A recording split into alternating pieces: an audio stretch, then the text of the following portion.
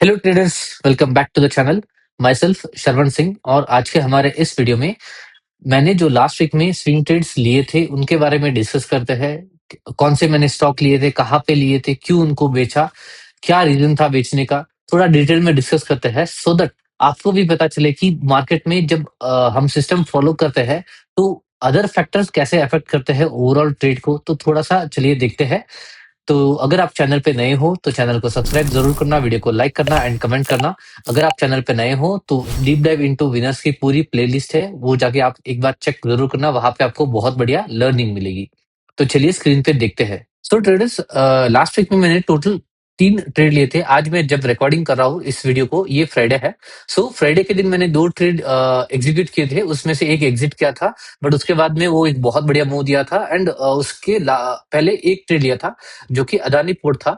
अगर आप सो इसका एनालिसिस किस तरीके से था, अगर आप देखोगे एक अच्छा सा मूव दिया, उसके बाद स्टॉक पूरा करेक्शन करते करते करते गया था। यहाँ पे उस बेस का भी ब्रेकआउट दिया एंड रीटेस्ट करा था विद मार्केट कंडीशन जैसे जैसे खराब हुई। ठीक है, यहाँ पे देखो खराब करते हुए ये भी स्टॉक नीचे आया, 10 एंड 20 पे बाउंड सपोर्ट लिया एंड यहाँ पे इसने एक अच्छा सा मूव दिया। मैंने 1519 पे क्यों लिया था कि अगर आप 15 मिनट्स टाइम फ्रेम में जाके देखोगे, ठीक है, मैंने इसके 15 मिनट्स कैंडल के बाद में इसको खरीदा था यहाँ पे। ठीक है, तो मेरा रीजन था कि भाई अगर फर्स्ट 15 मिनट्स का कैंडल ब्रेक होता है उसके ऊपर लूंगा। ठीक है, एंड ये पूरा रेंज के ऊपर भी चला जाएगा, तो यहाँ पे मैंने लिया था। उसके बाद स्टॉक ऑलमोस्ट एक दिन तक साइडवेज गया था। आज एक ट्राई किया था कि इसके ऊपर प्राइस निकल जाए, बट वो थोड़ा सा फेड आउट हुआ होता हुआ दिखा है। सो मैंने जब ये ट्रेड लिया था, इसका लो ऑफ द डे मेरा एसएल था एंड अभी मैंने इसको शिफ्ट करके यहाँ पे रख लिया है 1501 के आसपास, इस कैंडल के ब्लैक कलर के कैंडल के लो के नीचे। ठीक है, तो ये मैंने अपने ट्विटर पे भी आपको यहाँ पे मेंशन किया था कि अदानी पोर्ट्स में लॉन्ग हूँ ऑन 1519 ऑन दिस पर्टिकुलर, इस पॉइंट पे ऐसा कुछ ये दिख रहा था। उस टाइम पे वॉल्यूम भी बढ़िया थे एंड इस रीजन से 935 पे मैंने लिया था। ठीक है, ये था। उसके बाद आज मैंने यहाँ पे देखो, ठीक है, यहाँ पे आपको बढ़िया से दिखेगा, रिको ऑटो लिया था 116 111.6 पे डे लो के एसएल के साथ। ठीक है, इसमें क्या हुआ था कि इस पॉइंट ऑफ टाइम पे आप ध्यान से देखना, 52% का रिलेटिव वॉल्यूम है, एक अच्छा सा मूव है। इसको मैं ट्रेडिंग पे एक्सप्लेन करता हूँ कि क्या हुआ था इसके में। ठीक है, सो ओवरऑल एक अर्निंग्स यहाँ पे रिएक्शन है, एक स्ट्रॉन्ग मूव दिया, उसके बाद पूरा फेड आउट हुआ, वापस अर्निंग आई एंड एक स्ट्रॉन्ग मूव दिया, पुल बैक मारा 10 EMA पे, मार्केट कंडीशन खराब थी उस वजह से। यहाँ पे एक बहुत बढ़िया टाइट बार बनाया, इसका ब्रेकआउट कर रहा था, तब मैं लेने का सोच रहा था बट मैं इतना थोड़ा कन्विंसिंग नहीं था कि भाई मार्केट इतना खराब है तो लाइक सेंस नहीं बनता ट्रेड करने के लिए, मैं वॉच देख रहा था। फिर बाद में जब इसने 15 मिनट्स के टाइम फ्रेम में जब ये कैंडल बनी, सेकंड कैंडल जैसे ही इसका प्राइस क्रॉस किया, मैंने यहाँ पे बाई किया था। ठीक है, ये सेकंड कैंडल में बाई किया था। सो इफ यू सी, ये 936 पे मैंने लिया था। ठीक है, SVRO entry and delay DP setup था। ठीक है, उस वजह से मैंने लिया। उसके बाद हुआ क्या, ठीक है, यहाँ पे देखो मैंने वापस इसको exited at trip 112.75। Half of the move came down in 115 minutes candle, daily candle made high of ये 13.5% का था एक्चुअली। सो अगर आप देखोगे, ठीक है, ये जब चला यहाँ से, ठीक है,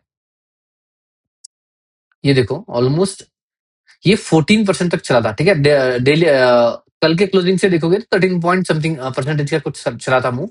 फिर उसके बाद ये अच्छा, इस टाइम पे मैं अच्छा प्रॉफिट में था, ये ऑलमोस्ट 7-8% मेरे फेवर में था। मैंने जब लिया था ऑलमोस्ट 4-5 4.5% कोई था ये, अगर आप देखोगे यहाँ पे।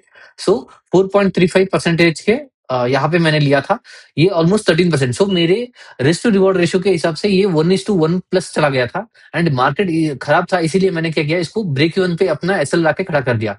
फिर बाद में क्या हुआ, ये अगला कैंडल एक अच्छा मूव दिया, यहाँ पे मैंने सोचा कि होल्ड करके ये अच्छा मूव जाएगा। बट हुआ क्या, अगले कैंडल में इसने ऑलमोस्ट यहाँ पे देखोगे 5% का इसने ऑलमोस्ट पूरा मूव खत्म कर दिया एक ही कैंडल में। ठीक है, सो 1 सेकेंड।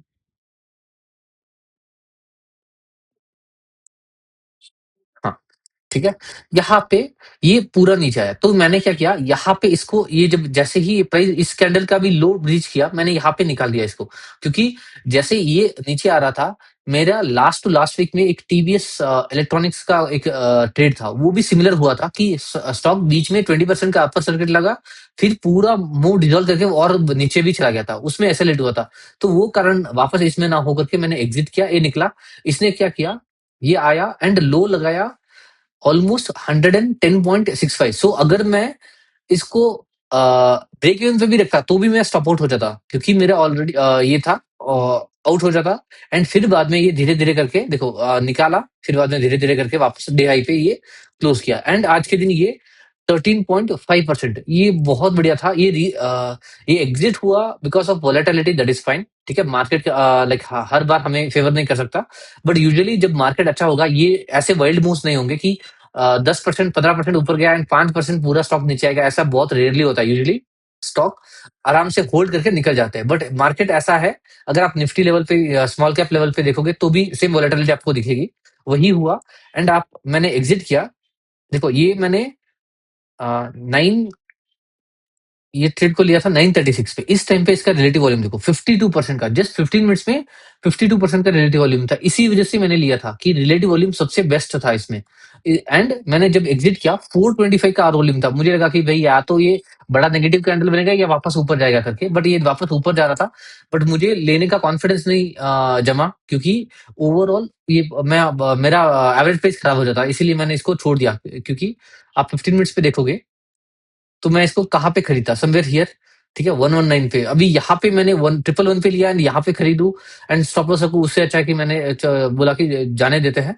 एंड ये बहुत बड़ा कैंडल भी बना चुका था, ठीक है, इतने हाई पे मुझे रिस्क लेना भी नहीं था, तो मैंने इसको हटा दिया। ठीक है, बट आज का अगर कैंडल देखोगे, हाईएस्ट वॉल्यूम एवर, अगर ये स्टॉक यहाँ से फॉलो थ्रू मूव देता है, एक one of the best winners रहेगा, जो कि मुझे रिग्रेट रहेगा। सो आप देखना कि कैसे परफॉर्म कर रहा है ये नेक्स्ट वीक में। सो बढ़िया वॉल्यूम बना है इसमें। ठीक है, एंड एक जो ट्रेड लिया था, जो कि था ये मैंने लिया था ऑलमोस्ट 1 सेकंड।